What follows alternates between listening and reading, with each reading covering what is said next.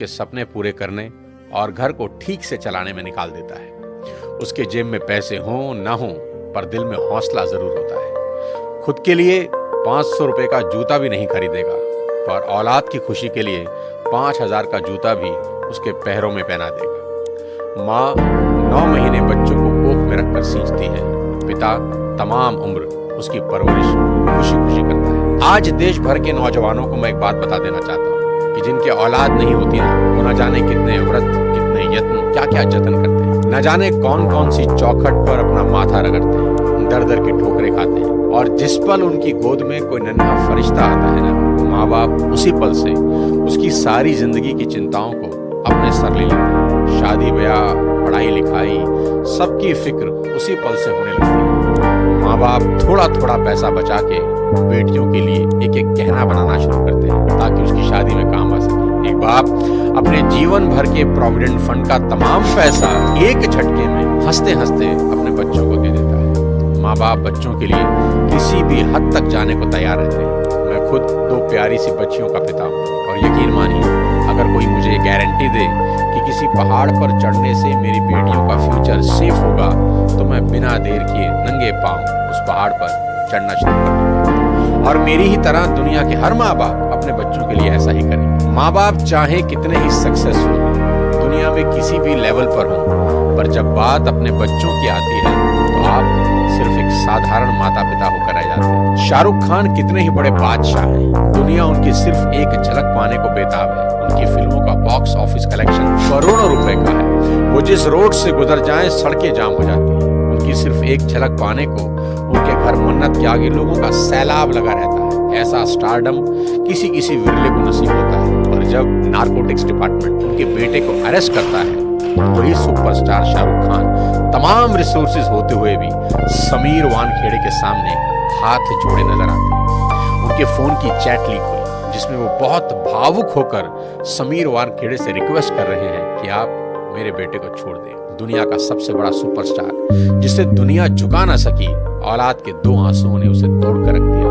पिता होना इतना मुश्किल है। राजा दशरथ बहुत पराक्रमी राजा थे। उनके पराक्रम का डंका तीनों लोकों में बजता था। जब देव और दानवों के बीच युद्ध हुआ तो खुद भगवान इंद्र राजा दशरथ से मदद मांगने आए। दानवों की सेना जिस राजा दशरथ के नाम से कांपती थी, उन्हीं राजा दशरथ ने अपने पुत्र राम के बिछड़ते ही अपने प्राण त्याग किए। इतने पराक्रमी राजा भी पुत्र मोह से ऊपर ना उठ सके। पिता होना इतना मुश्किल होता है। महाराजा दशरथ हो या शाहरुख खान और ना जाने कितने ही लोग, पूरी दुनिया के सामने कुछ और होते हैं, पर बात जब अपनी औलाद की आती है तो सबकी पर्सनैलिटी के अलग एंगल देखने को मिलते हैं। माँ बाप होना इतना मुश्किल है। सिर्फ पिता ही नहीं, माँ का कर्ज तो मरकर भी नहीं उतारा जा सकता। बच्चे का मलमूत्र माँ बाप के अलावा कौन साफ कर सकता है, और ऐसा वो खुशी खुशी करते हैं। इसलिए शायद भगवान ने माँ बाप की पूजा खुद से भी पहले बताई। बच्चा बीमार होता है तो नींद माँ को नहीं आती। माँ बड़ी अद्भुत है। वो बच्चे के रोने के अंदाज से समझ आती है कि भूखा है या पेट में दर्द हो रहा है, क्योंकि बोल के तो बच्चा समझा नहीं सकता। प्रसव पीड़ा इस दुनिया के सबसे बड़े दर्द में है, जिसे हर माँ खुशी खुशी सहन करती है ताकि एक नवीन जीवन धरा पर आ सके। कहते हैं कि 20 हड्डियों के एक साथ टूटने के बराबर जितना दर्द होता है ना, उतना ही दर्द एक माँ को होता है एक बच्चे को जन्म देते हुए। याद रखना, इस दुनिया में सिर्फ एक रिश्ता बिना स्वार्थी होता है, और वो होता है माँ बाप का अपने बच्चों के साथ। उनको बच्चों में सिर्फ इतना ही इंटरेस्ट होता है कि उनके बच्चे कामयाब बने, नेक बने। इसके अलावा उनका कोई सेल्फ इंटरेस्ट कभी नहीं होता। मेरे को यही लगता है कि माँ बाप आपके पैशन के अगेंस्ट नहीं, ठीक है, वो बस आपको गरीब नहीं देखना चाहते। आज के इस वीडियो में बात करना चाहता हूँ आज की जनरेशन से और उनके अपने माँ बाप से रिश्तों के बारे में। सबसे पहले मैं ये एक्सेप्ट करना चाहता हूँ कि आज की जनरेशन हर लिहाज से पिछली सभी जनरेशन से बेस्ट है, क्योंकि जितना एक्सपोजर इनको मिला है उतना कभी किसी जनरेशन को नसीब ही नहीं हुआ। मैंने मोबाइल फोन का इस्तेमाल करना शुरू किया जब 21 साल। छोटी बेटी ने फोन और लैपटॉप का इस्तेमाल शुरू किया जब 6 साल। जितना टैलेंट आजकल के बच्चों और युवाओं में देखने को मिलता है, इतना टैलेंट पहले कभी नहीं था। और मैं ये सिर्फ आपका दिल रखने के लिए नहीं कह रहा, मैं दिल से इस बात को फील करता हूँ। आज के इस दौर में 98 to 100% मार्क्स कई स्टूडेंट आराम से ले, और अगर कोई 98% और 100% मार्क्स ला रहा है तो किसी को कोई हैरानी नहीं। और हमारे दौर में सब सब्जेक्ट के मिलाकर भी कई बच्चों के 100 पूरे नहीं हो रहे थे। तो ये बात तो बिल्कुल तय है कि आज की पीढ़ी में टैलेंट की कोई कमी नहीं। लेकिन कहानी में ट्विस्ट कब आता है जानते हैं? जब बच्चे 14 से 20 साल की उम्र में होते हैं।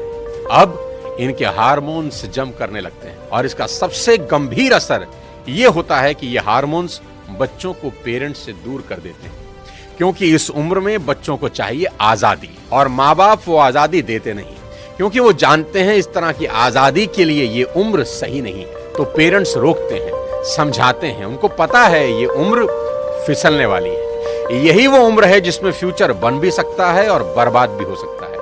अब यहाँ बच्चों को लगता है कि यही दो लोग मेरे दुश्मन हैं। यहाँ बच्चे अब माँ बाप से झूठ बोलना शुरू कर देते हैं, चीजें छुपाना शुरू कर देते हैं। बच्चों को अब दोस्तों के साथ रहने में ज्यादा मजा आने लगता है, अपने ही माँ बाप अब दुश्मन दिखाई पड़ने लगते हैं। अगर किसी बात पर माँ बाप डांट दें तो आजकल के बच्चों का एक फेवरेट डायलॉग है, आवर पेरेंट्स आर आउटडेटेड, पापा आप सटिया गए। और अगर बच्चे ऐसा कर रहे हैं तो मुझे इसमें कोई हैरानी की बात नजर नहीं आती, ये नेचुरल है, सभी करते हैं। 25-30 साल पहले हम भी यही करते थे, और आज के कोई 25-30 साल के बाद इनके बच्चे भी ठीक इसी इंटेंसिटी से ऐसा ही करेंगे।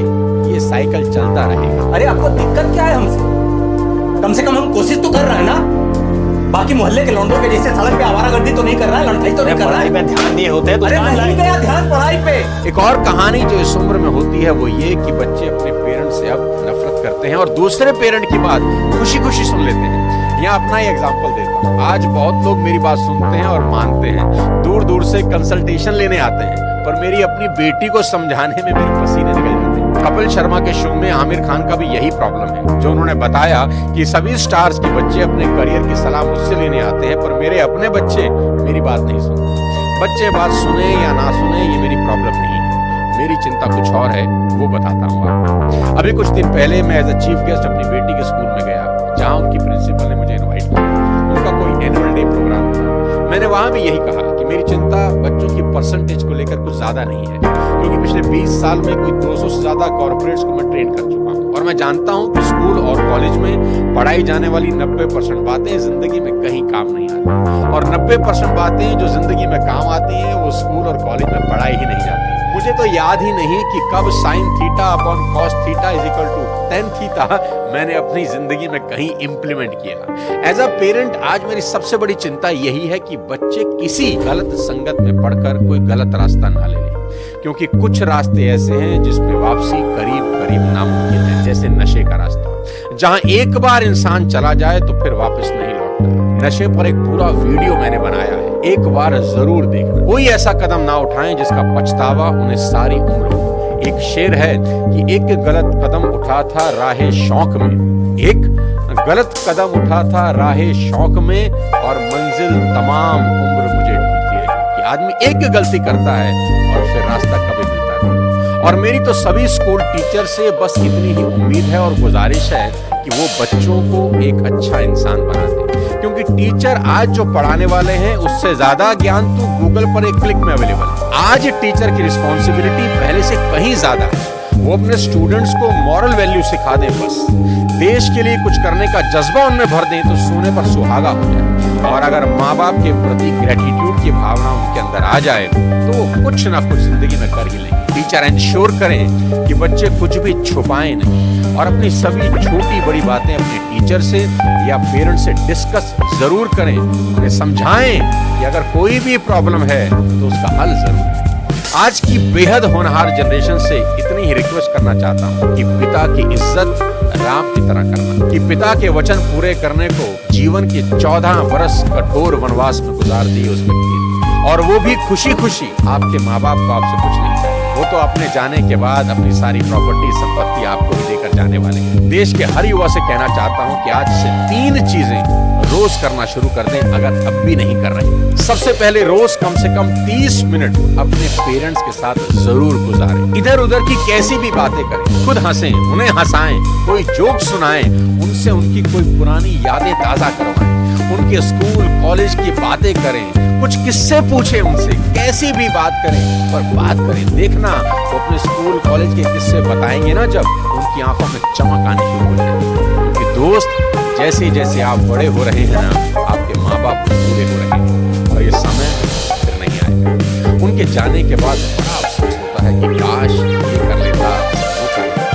उनका कर्ज सारी जिंदगी नहीं निकाल सकते, पर अपना समय उनको देकर उस कर्ज का इंटरेस्ट जरूर कर सकते हैं। मुनव्वर राणा का एक शेर है कि लौट कर जैसे भी हो ऐ जाने पिदर आ जाना, लौट कर जैसे भी हो ऐ जाने पिदर आ जाना, ऐसी वैसी जो खबर सुनना तो घर आ जाना, और वक्त रुखसत हमें इज्जत से सलामी देने, जब डुबोने लगे दरिया तो नजर आ जाना। आस पास ही रहना अपने माँ बाप। दूसरी बात, भूल कर भी उनसे ऊंची आवाज में कभी बात ना करें। उनको कभी ये एहसास ना हो जाए कि अब हम बूढ़े हो रहे हैं, कमजोर हो गए, इसलिए हमसे ऐसे बात की जा रही है। याद रखना, आपकी वजह से उनकी आंख से निकला एक आंसू आपकी तमाम जिंदगी बर्बाद कर सकता है। माँ बाप तो फिर भी माफ कर देंगे, पर वो माफ नहीं करेंगे। तीसरी सबसे इंपॉर्टेंट चीज, बिना माँ बाप के पैर छुए घर से मत निकलना। अपने दिन की शुरुआत उनका आशीर्वाद लेकर ही करना। मैं आपको ये अपने पर्सनल एक्सपीरियंस से बता रहा हूँ, ये एक ऐसा सुरक्षा कवच है